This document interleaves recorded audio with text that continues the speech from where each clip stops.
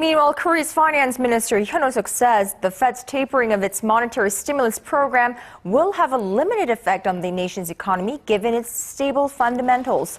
Speaking in a meeting of economy-related ministers Thursday, Hyun also said the markets have already adjusted to the prospect of the stimulus rollback while removing most of the remaining uncertainties surrounding the decision.